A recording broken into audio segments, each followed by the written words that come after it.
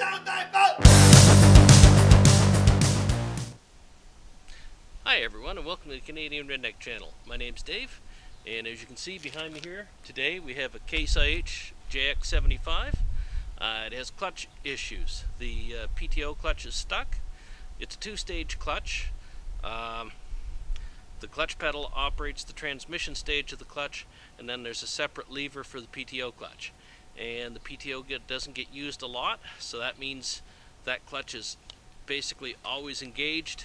And I suspect it has a fiber clutch. A little bit of dampness or anything like that causes rust, and it basically just glues them in there. So what we're going to do is we're going to split this tractor, check over the main clutch. He'd rather not replace it if he didn't have to. And we're going to put in a 4-pad ceramic clutch for the PTO, and that will be much less likely to stick.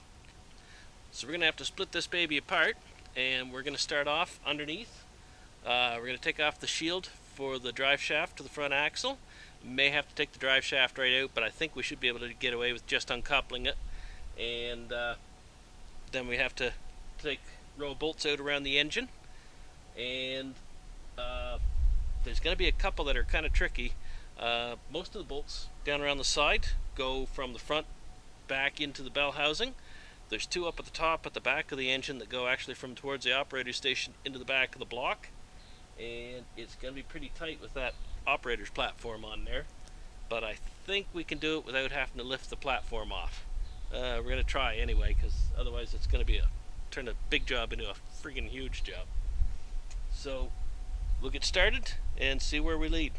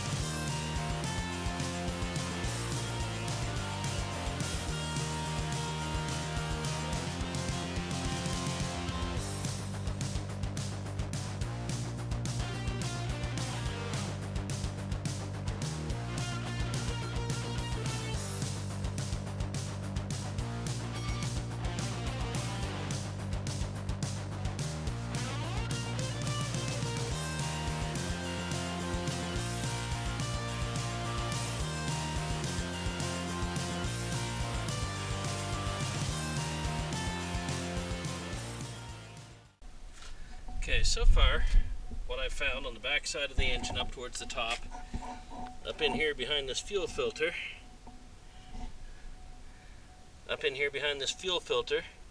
there's one bolt that goes into the back of the block there, and another one down in here behind the starter roughly somewhere. And to get to them, we pick up the floor mat off the floor,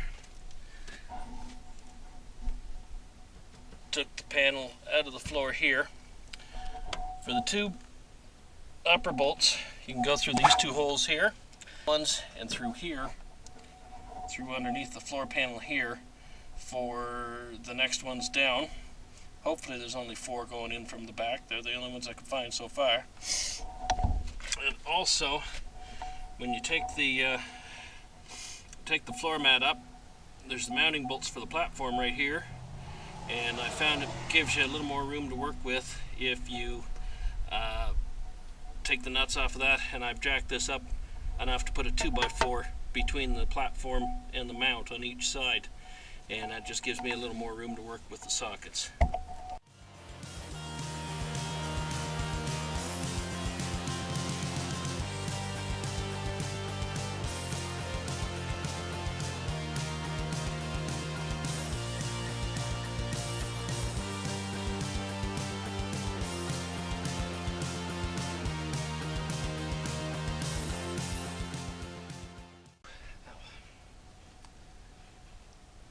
So we have the pressure plate and clutch disc out, and on the face of the pressure plate here you can see where that disc was sticking to it. The disc actually is in very good shape. The owner told me that they don't use the PTO very much in this tractor, and that's the problem. This is the second time it's stuck and had to be split. The transmission disc and pressure plate appear to be in good shape, and they're pretty expensive. The owner said he'd rather not replace them if he didn't have to, so we're going to clean that pressure plate up a little bit, and I'm going to get him a 4-pad ceramic disc, and I think that should eliminate the clutch disc sticking on him. So we'll get him the ceramic disc for the PTO, we'll get the pressure plate and flywheel cleaned up, and we'll put this old baby back together. Did some more checking on the old pressure plate here, and we found we had a broken link for one of the levers. That wasn't going to work, and it's not just a bolt, it's a special link. You can't get it, you get the complete pressure plate assembly. And I mean, quite honestly, that's not a bad idea. When you're going to the trouble of splitting the tractor, it's not a bad idea to put in the whole thing.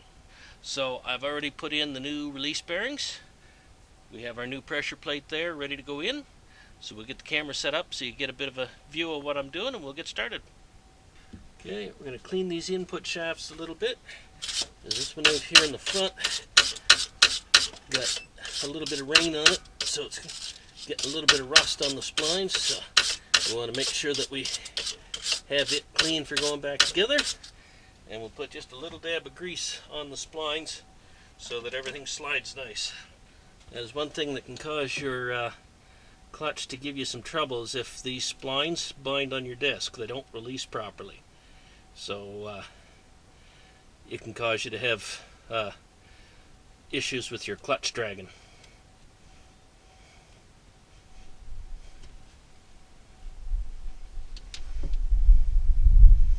You don't want a whole lot of grease so that it goes flying everywhere, but you want enough so that it has a, just a nice coat on them. And we'll also get the splines back here for the main shaft.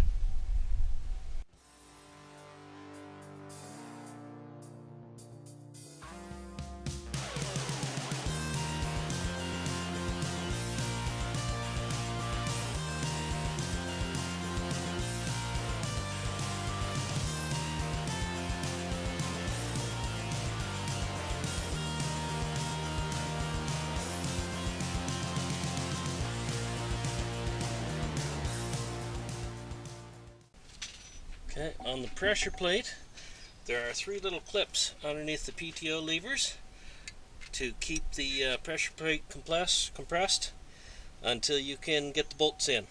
A lot like the 3 bolts around on the face of a Massey Ferguson pressure plate. So once you've got your bolts tightened up, make sure you get these clips pulled out, or they're going to go flying when you get into stuff in your bell housing when you start the tractor up.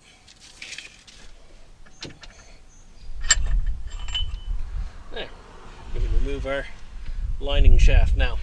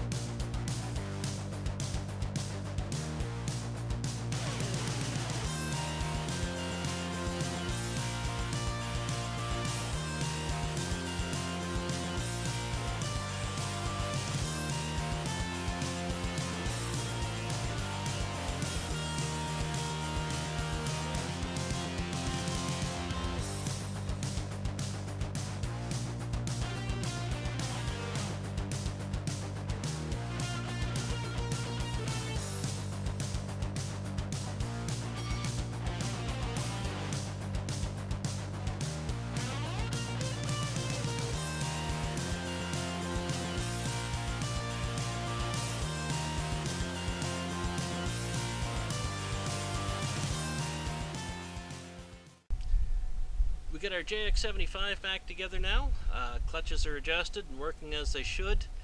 I couldn't really show you adjusting the clutch. They're operated by cables up and underneath the platform there and are quite hard to see.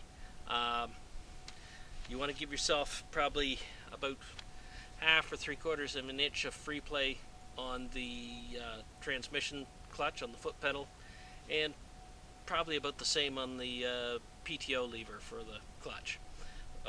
They're both operated by cable. The transmission clutch is on the far side. the PTO clutch is on the right hand side here. Anyway, we've got our JX back together. Hope you enjoyed the video. If you have any questions or comments, you can leave that in the comment section below. Please like the video and subscribe to my channel. And as always, have a great day.